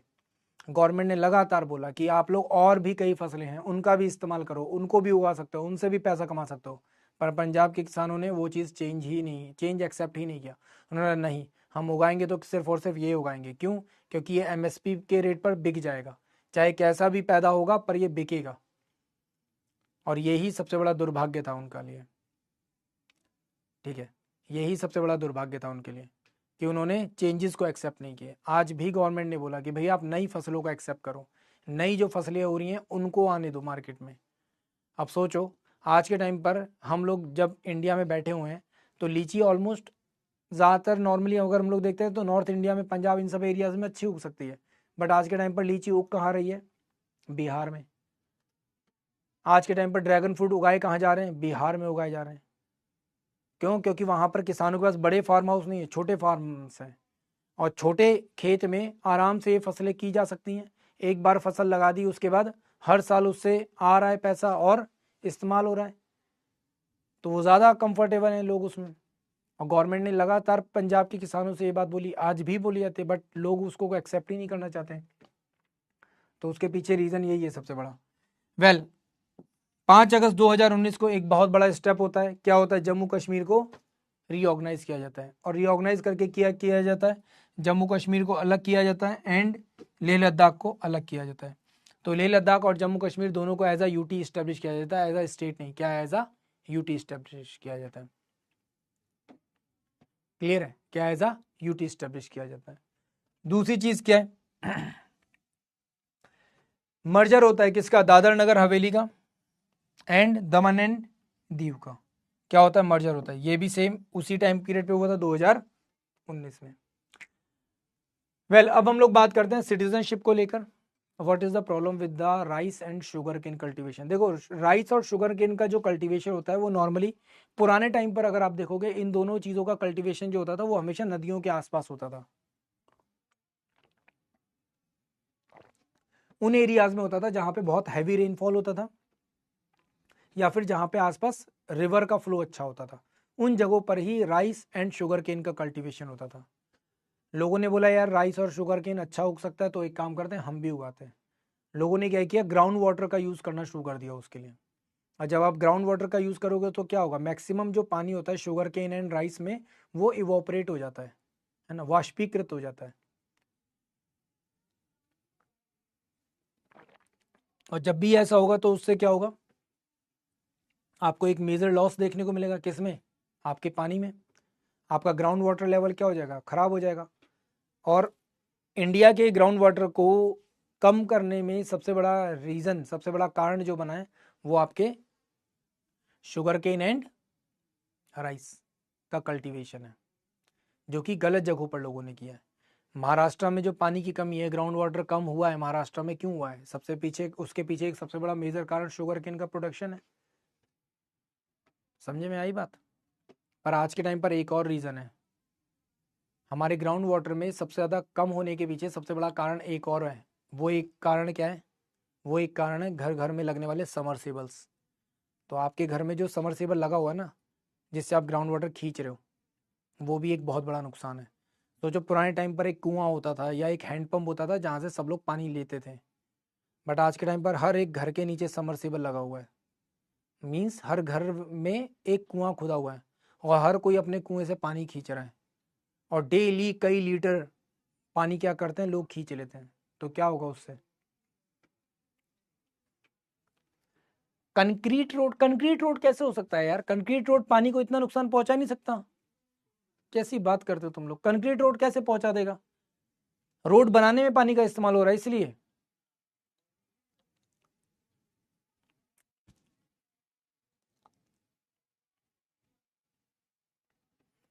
कहां से लेकर आते हो लॉजिक यार,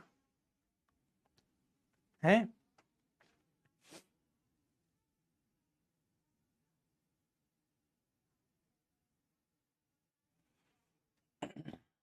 यस बिल्कुल सही।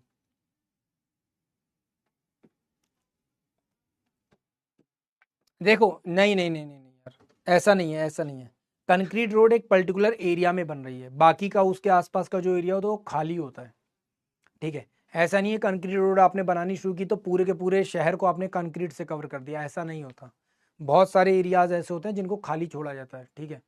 तो ऐसा नहीं कि कंक्रीट रोड बनाइए तो उसके आसपास पानी ही नहीं इकट्ठा हो सकता, बहुत सारी जगह। आप यमुना एक्सप्रेस वे पे जाओ, पानी बरसता है तो कहाँ जाता है, रोड के आसपास जो ज़मीन खाली पड़ी है वहाँ पे जाता है, ठीक है। यार इतना तो मैं भी इंजीनियरिंग के बारे में जानता हूँ भाई। फाइनली बात करते हैं हम लोग किसके बारे में, कॉन्स्टिट्यूशन के पार्ट 2 के बारे में। अच्छा आर्टिकल 4 वही है बेटा, पार्लियामेंट की पावर जो हम लोग पढ़ रहे थे वो आर्टिकल 4 ही था, ठीक है। जहाँ पे हम लोग बात करते हैं सिटीजनशिप, आर्टिकल नंबर 5 से लेकर 11 तक बात होती है, कहाँ से कहाँ तक, 5 से लेकर 11 तक। अब यहाँ पर आप लोग बार बार एक जगह वर्ड पढ़ रहे हो सिटीजनशिप, पर कहीं पर भी कॉन्स्टिट्यूशन में सिटीजन वर्ड डिफाइन नहीं है ना। मतलब कॉन्स्टिट्यूशन किसके बारे में नहीं बताता,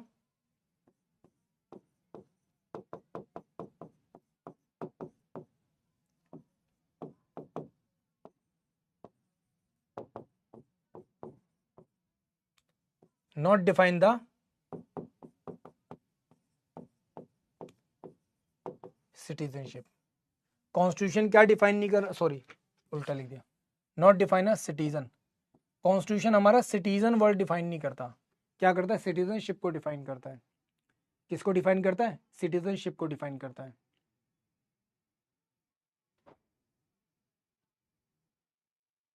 है ना। किसको डिफाइन कर रहा है? सिटीजनशिप को डिफाइन कर रहा है। किसको डिफाइन कर रहा है? सिटीजनशिप को डिफाइन कर रहा है। ध्यान से समझना आप क्या मैं बता रहा हूं। सबसे पहली चीज, हमारे कॉन्स्टिट्यूशन में कोई भी पर्सन जो भारत का रहने वाला है, भारत की भूमि पर जन्म ले रहा है, born in territory of India है, वो व्यक्ति भारत का नागरिक माना जाएगा। क्या माना जाएगा? भारत का नागरिक माना जाएगा। पहली चीज क्या हो रहा है? बर्थ। एंड दूसरी चीज क्या हो रहा है? उसके पेरेंट्स। कौन? एक तो बर्थ के थ्रू, दूसरा उसके पेरेंट्स के थ्रू डिसाइड किया जा सकता है कि वो क्या है? भारत का नागरिक है। क्या है? भारत का नागरिक है। तो ऊपर जो चीज लिखी है बाय द डोमिसाइल, मतलब कि अगर उसका जन्म कहां पे हुआ? इंडिया में हुआ है। पहली चीज ये। दूसरी चीज क्या? Parents born in territory of India. Bharat में उसके माता पिता का क्या होना चाहिए? जन्म होना चाहिए। क्या होना चाहिए? जन्म होना चाहिए। माता या पिता का जन्म होना चाहिए, किसी एक का जन्म होना जरूरी है। तो उसको हम लोग क्या देंगे? भारत की नागरिकता दे देंगे। पर वो नागरिक माना जाएगा, ये डिफाइन नहीं है। ये डिफाइन नहीं है, नागरिक नहीं, सिटीजनशिप उसको दे सकते हैं। क्या दे सकते हैं? सिटीजनशिप दे सकते हैं। क्लियर है? ये चीज समझ में आई बात? हाँ या ना? क्लियर है? क्लियर है? और दूसरी चीज क्या है? इन केस कोई आदमी बाहर से आ रहा है, बोलता है यार मैं इंडिया में रहना चाहता हूँ, इंडिया में मुझे टाइम चाहिए, तो यहाँ पर हम लोगों ने क्या कहा? उसके लिए भी बोला कि भाई ठीक है, हम आपको भी टाइम देंगे, बट आपको क्या करना पड़ेगा? 5 ईयर्स, और 5 और कुछ जगह पर 7 ईयर्स है, कुछ कंडीशन में 7 ईयर्स भी है। तो कई जगह पर 5 मिलेगा, कहीं पर 7 मिलेगा, तो उसमें परेशान मत होना, 7 लगा के आ सकते हो आप लोग आंसर। ठीक है। तो ऐसे में उसको भी क्या, भारत के नागरिक के तौर पर हम लोग एक्सेप्ट कर लेंगे। नागरिक के तौर पर एक्सेप्ट करेंगे मीन्स सिटीजनशिप दे देंगे। क्या देंगे? सिटीजनशिप देंगे, है ना। क्या देंगे? सिटीजनशिप देंगे। पर अभी भी उनके पास बहुत सारे राइट्स उनको नहीं मिल सकते। कौन से राइट्स नहीं मिल सकते? जिसमें सबसे बड़ा राइट है क्या? वोटिंग का। कौन सा अधिकार है? वोटिंग का अधिकार है। ठीक है। हाँ, पर उसके बाद जो नेक्स्ट जनरेशन होगी उसको मिल जाता है वो अधिकार। तो सबसे पहले आता है आपका आर्टिकल 5। आर्टिकल 5 सिंपल यही बताता है, भारत की नागरिकता के बारे में बताएगा, सिटीजनशिप के बारे में बताएगा। अब आता है आर्टिकल नंबर 6, क्योंकि हम लोग जब आज़ाद हुए थे तब हमारा संविधान बनाया गया था। ठीक है।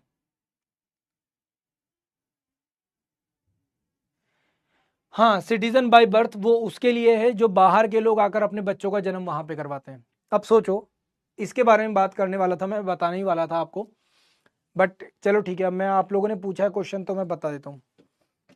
इंडिया में बाय बर्थ मीन्स अगर आपका जन्म भारत में हुआ है, मतलब कि आपके माता पिता भी बिलोंग करते हैं, अगर आपका जन्म भारत में हुआ तो ऐसा नहीं आप भारत के नागरिक बनोगे।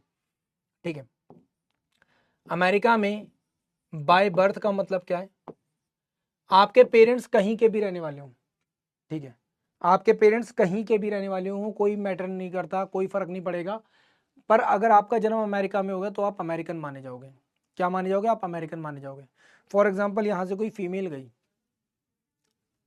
ठीक है, वो 7 महीने 6 महीने की प्रेग्नेंट थी, अमेरिका गई, अमेरिका जाकर उसने बोला कि यार मुझे अमेरिका की सिटीजनशिप चाहिए। उन्होंने बोला हम तो नहीं देंगे आपको सिटीजनशिप। उसने क्या किया? वहां पर एक घर में चोरी कर दी। क्या की? चोरी कर ली। जैसे उस फीमेल ने चोरी की, एक दुकान में चोरी की, पुलिस वालों ने उसको उठाया और जेल में डाल दिया। 1 2 हफ्ते 3 हफ्ते वो केस चलेगा। केस चलने के बाद जब तक उसको फिर सजा होगी, वो सजा भी कम से कम 6 महीने या 1 साल की होगी। उस बीच में 2 महीने 3 महीने में उसका बच्चा पैदा हो जाएगा। जैसे ही उसका बच्चा पैदा हुआ तो उसके बच्चे को अपने आप ही क्या हो गया? बाय डिफॉल्ट अमेरिकन सिटीजनशिप मिल गई। अब उस बच्चे के बिहाफ पर वो जेल से बाहर आकर बोल सकते मुझे भी सिटीजनशिप चाहिए, मुझे भी सिटीजनशिप चाहिए, उस बच्चे के बिहाफ पर बोल सकती है वो। ठीक है। बट अमेरिका में बहुत स्ट्रिक्ट लॉज हैं। ठीक है। कई चीज़ों को लेकर तो हो सकता है बच्चा भी आपको ना दे, बच्चा उठाकर हो सकता है उसमें डाल दे, क्या बोलते हैं उसे, चाइल्ड केयर में डाल दें, हो सकता है। तो वो सब चीज़ें, तो इसलिए बाय बर्थ। अब अनफॉर्चुनेटली क्या था, अमेरिका ने जैसे ही बोला कि हम लोग बाय बर्थ जो सिटीजनशिप है वो देनी बंद कर देंगे। सोचो, हम इंडियन फीमेल्स के बारे में बात कर रहे हैं, इंडियन फीमेल्स के बारे में कई सारी इंडियन फीमेल्स हैं। डेट डिसाइड की गई थी इस पर्टिकुलर फरवरी की, कोई डेट थी 28 फरवरी के बाद से 28 फरवरी के बाद से कोई भी जो बच्चा पैदा होगा उसको बाय बर्थ सिटीजनशिप नहीं मिलेगी। सोचो कितना अनफॉर्चुनेट है कि हम इंडियंस फीमेल जो हैं वो अमेरिका की सिटीजनशिप के लिए इतनी ज़्यादा ऑब्सेस्ड हैं कि उन्होंने 7 महीने 8 महीने में ही अपने बच्चों को जन्म देना शुरू कर दिया, जानबूझ के जन्म दिलवा रही हैं, बाय ऑपरेशन करवा रही हैं कि नहीं नहीं ऑपरेशन कर दो, बच्चा अभी पैदा करो वरना सिटीजनशिप नहीं मिलेगी। ये हमारे देश की उन महिलाओं का हाल है जो पढ़ी लिखी हैं, अमेरिका में जॉब कर रही हैं, अच्छे परिवारों से बिलोंग करती हैं। ये उन महिलाओं का हाल है हमारे देश की। सोचो कि एक बच्चे को लगभग लगभग उस बच्चे की जान पर आ जाएगी बात कि नहीं नहीं हम अभी बच्चा निकालो। बच्चा तो पैदा इसलिए किया है ताकि किसी तरीके से अमेरिकन सिटीजनशिप मिल जाए। मतलब सोच रहे हो फीमेल्स की सोच कैसी हो गई है कि अगर ऑपरेशन के टाइम पीरियड पे अगर बच्चा मर गया तो तब भी सिटीजनशिप नहीं मिलेगी, बाद में पैदा होगा तब भी नहीं मिलेगी। उससे अच्छा ये यहीं पर रिस्क ले लो, एक काम करो अभी निकालो, अभी पैदा करो इस बच्चे को। अमेरिका में कई सारी इंडियन फीमेल्स ये सब काम कर रही थी। खैर हम लोग बात करें यहाँ पर आर्टिकल 6 के बारे में, right of citizenship of certain person. Certain person कौन? सर्टेन पर्सन कौन? Migrated to India from Pakistan. मतलब वो लोग जो पाकिस्तान से इंडिया आ रहे हैं उन लोगों को हम क्या देंगे? नागरिकता देंगे। बट डेट क्या डिसाइड की गई? एक डेट डिसाइड की गई 19 जुलाई 1948 से पहले। अगर आप इसके बाद आते हो आफ्टर दिस डेट,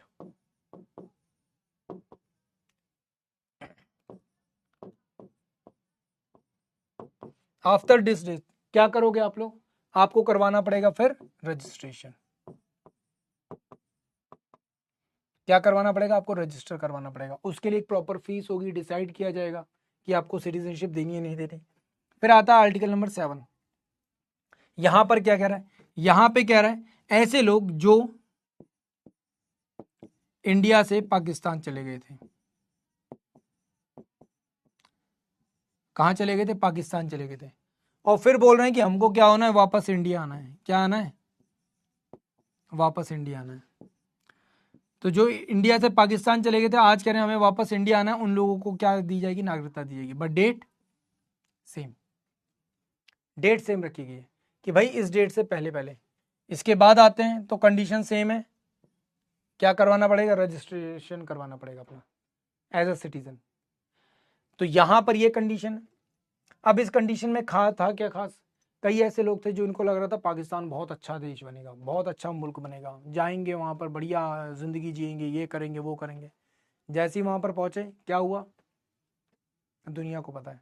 उसके बाद बोला गलती हो गई, ठीक है, भारत में हमने जन्म लिया है, भारत की आज़ादी में हमने लड़ाई लड़ी है, हमारा अभी खून है इस मिट्टी में शामिल, है ना।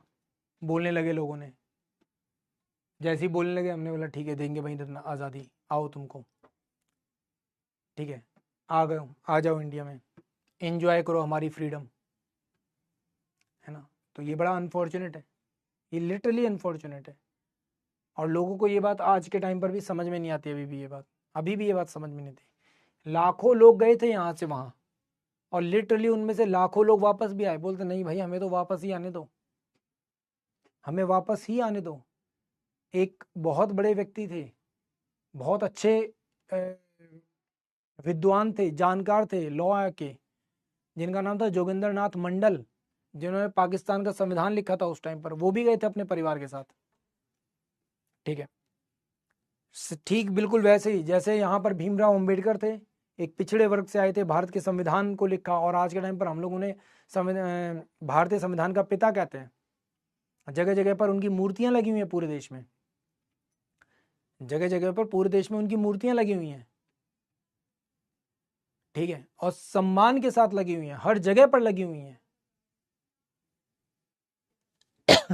वहीं पर जोगिंदर नाथ मंडल, वो भी पिछड़े वर्ग से आते थे, वो पाकिस्तान गए थे मोहम्मद अली जिन्ना के कहने पर कि यार नहीं मैं तुम्हारे साथ चलता हूँ, वहाँ पर हम एक ऐसा मुल्क बनाएंगे, एक ऐसा संविधान बनाएंगे जो हर किसी के लिए होगा।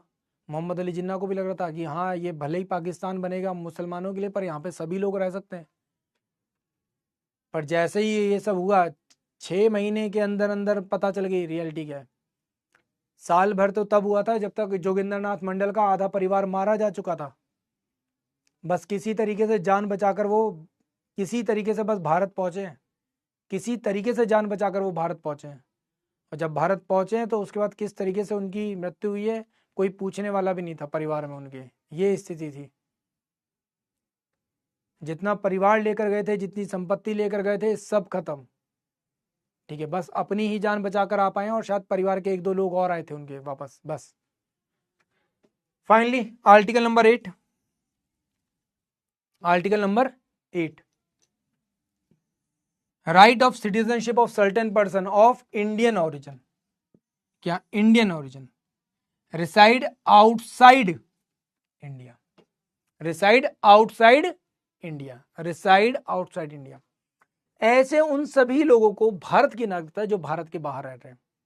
कई लोग होते हैं जो इंडिया से चले जाते हैं, कहाँ, जर्मनी चले जाते हैं अपना देश प्रेम दिखाने के लिए, कि देश प्रेम ही तो दिखाना है तो जर्मनी से दिखाएंगे। ठीक है, कई सारे लोग हैं बोलेंगे हमें अपने भारत से प्यार है, अपने देश से प्यार है, पर कमाई विदेशों में करेंगे। ठीक है, तो आउटसाइड इंडिया, ऐसे में उनको भी क्या मिल जाती है, भारत की नागरिकता रहती है उनके पास, सिटीजनशिप रहती है। क्या रहती है, सिटीजनशिप रहती है। ठीक है, कुछ सर्टेन कंडीशन में। ठीक है, कुछ सर्टेन कंडीशंस में अगर उसके साथ, उस देश के साथ हम लोगों ने सिटीजनशिप को लेकर टाई अप कर रखे हैं तो ठीक है। अदरवाइज आपकी जो नागरिकता होती है वो आपकी खत्म कर दी जाती है। क्या कर दी जाती है, खत्म कर दी जाती है। क्यों, क्योंकि अगर आप कभी भी दूसरे देश की वॉलेंटरी नागरिकता लोगे तो क्या होगा, आपकी अपनी जो देश की नागरिकता वो क्या हो जाएगी, खत्म हो जाएगी। यहीं पर बताया गया है, क्लियर है। अगर आपने वॉलेंटरी किसी दूसरे देश की नागरिकता ली तो अपने आप ही आपकी जो अपनी सिटीजनशिप है वो क्या हो जाएगी, समाप्त हो जाएगी। क्या हो जाएगी, समाप्त हो जाएगी। पर कुछ सर्टेन कंडीशंस में हम लोग दे सकते हैं, कुछ सर्टेन कंडीशन में हम दे सकते हैं। अब विदेश में अगर वो कोई भी व्यक्ति अपना बच्चा पैदा कर ले जाकर, ठीक है, उसके बाद बोले मेरे बच्चे को नागरिकता दो, तो हम लोग दे सकते हैं। ठीक है, उसमें आएगी कंडीशन ओवरसीज सिटीजनशिप। क्या ऐसी कंडीशन आएगी, ओवरसीज सिटीजनशिप वाली कंडीशन आएगी। ठीक है, उसके अलावा ठीक है और कई अलग अलग तरीके की, क्योंकि माता पिता कहीं ना कहीं कोई एक बिलोंग करता है परिवार का। अब हम लोगों ने कंडीशन क्या बना रखी है, या तो माता पिता हूं, फादर मदर, या फिर ग्रैंड पेरेंट्स हों। कोई भी अगर एक भारतीय नागरिक है, कोई भी एक अगर भारतीय नागरिक है तो भी हम आपको क्या करते हैं, ओवरसीज सिटीजनशिप दे देते हैं। क्या करते हैं, ओवरसीज सिटीजनशिप दे देते हैं। बट ऐसे में आपको वोट देने का अधिकार नहीं है, आपको इलेक्शन लड़ने का अधिकार नहीं है। बट ये भी एक अजीब सी बात है। अगर ऐसा है तो फिर आज के टाइम पीरियड पे अगर हम लोग बात करें, अब इसको कोई पॉलिटिकली मत जोड़ना, बट आज के टाइम पीरियड पे अगर हम लोग बात करें तो राहुल गांधी वो कैसे लड़ सकते हैं। और अगर आप लोगों ने नोटिस किया होगा तो हर बार इलेक्शन में, हर बार, हर 5 साल पे जब भी इलेक्शन हो रहे हैं, उस इलेक्शन के टाइम पर सुब्रमण्यम स्वामी हर बार सुप्रीम कोर्ट के सामने पहुंच जाते हैं, इसी चीज को लेकर जाते हैं। और हर बार सुब्रमण्यम स्वामी के केस को क्या कर दिया जाता है, रोक दिया जाता है बीच में।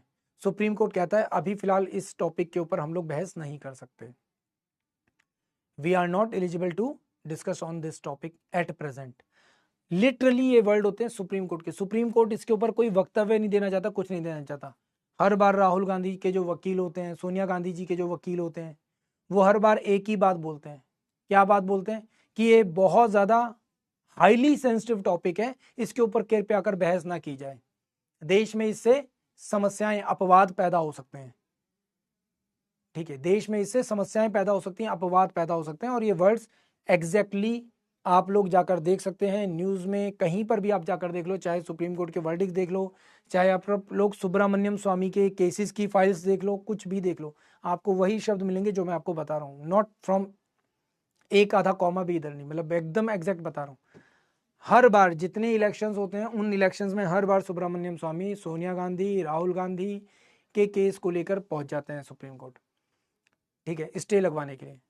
और बाद में सुप्रीम कोर्ट बाद में यही वर्ड बोलता है कि एक बहुत ही हाईली सेंसिटिव टॉपिक है, इसके ऊपर हम लोग बहस नहीं करेंगे फिलहाल, अभी एट प्रेजेंट इसके ऊपर कोई डिस्कशन नहीं होगा। और इसको तारीख देकर आगे टाल दिया जाता है या फिर बीच में ही डिसमिस कर दिया जाता है केस।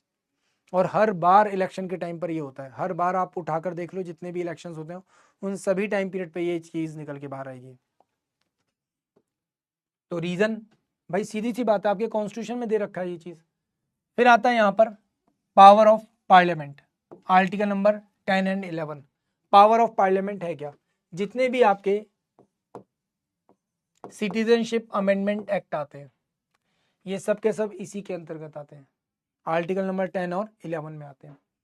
सिंपल सी सीधी सी बात है, सिटीजनशिप को लेकर कोई भी राइट्स जो है, जो भी राइट्स नागरिकों के होते हैं वो नागरिकों को एज इट इज मिलेंगे।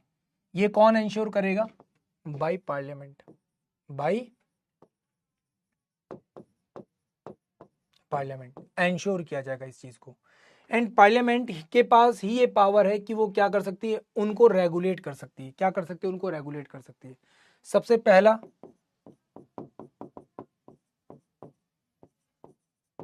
सिटीजनशिप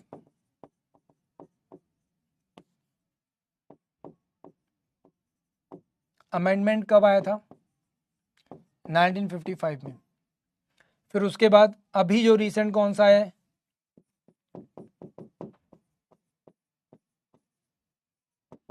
सिटीजनशिप अमेंडमेंट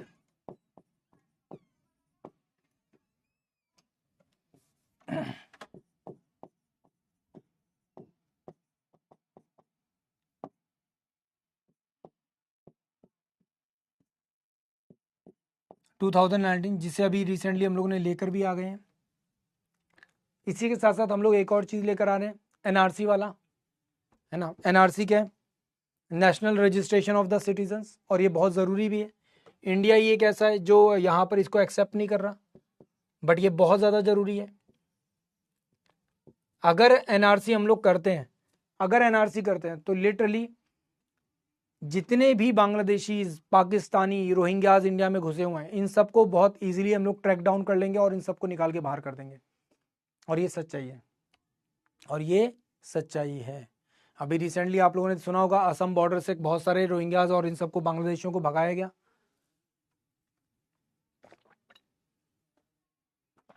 नोटिस किया होगा तुम लोगों ने। एंड सडनली जब उन्हें नो मैन लैंड्स में डाला गया वो सडनली अचानक से गायब हो गए। कहाँ गायब हो कुछ पता नहीं। इट मीन्स या तो वो उधर गए होंगे या फिर कोई और रास्ता उनको मिला होगा इंडिया में एंटर करने का, है ना। वेल तो आपको फाइनली सारी चीज़ें पता चल चुकी हैं, ठीक है। बाकी इसमें को और कुछ ऐसा है नहीं आज के टॉपिक में। हाँ, जो सिटीजनशिप अमेंडमेंट एक्ट 1955 आया था उसमें हम लोगों ने किन चीज़ों के बारे में बात की थी कि जो भी सिटीजनशिप होगी उसको एक्वायर कैसे किया जा सकता है। तो अभी हम लोग जो पीछे बात कर रहे थे, by the birth, by the descent, by the registration, by the naturalisation and by incorporation of territory, ठीक है। अमेंडमेंट को लेकर अगर बात करते हैं तो अमेंडमेंट अब तक कितने हुए, 1986 में हुआ है, 92 में हुआ है, 2003 में हुआ है, 2005 में हुआ है, एंड 2019 रिसेंट जो हम लोगों ने किया है वो ये किया है, जिसके थ्रू हम लोगों ने क्या किया है, प्रॉपरली ये डिफाइन करने की कोशिश की है कि कोई भी जो पर्सन है जो माइनॉरिटी है हमारे अदर देशों में, हमारे नेबर्स में जो भी माइनॉरिटी है, मींस जिसमें हम लोगों ने बात की किसके बारे में,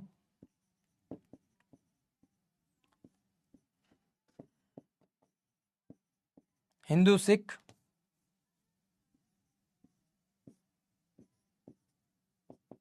जैन, बौद्ध,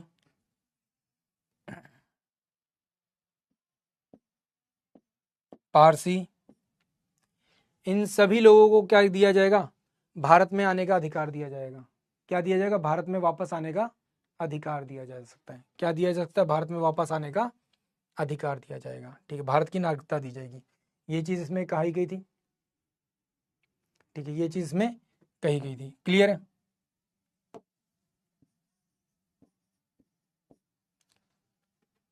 क्लियर, बात समझ में आ गई। एज वेल एज इसी में एक बात और कही गई थी, किसकी, national registration of citizens NRC के बारे में बात कही गई थी, तो वो भी इसी में आता है कि लोगों का नागरिकता का रजिस्ट्रेशन भी होना ज़रूरी है। एंड गवर्नमेंट इसके लिए तैयारी भी कर रही है कि एक बार इसको क्या डिजिटल सेंसस होगा इस बार अराउंड 2026 में शुरू होगा सेंसस इस बार, एंड 2027 में सेंसस एंड होगा। एंड 2027 में जो सेंसस का रिजल्ट आएगा, पारसी क्या होता है अब ये बताओ यार। पारसी भी एक रिलीजन है, ठीक है। रतन टाटा पारसी थे, है ना, पारसी रिलीजन से आते थे रतन टाटा।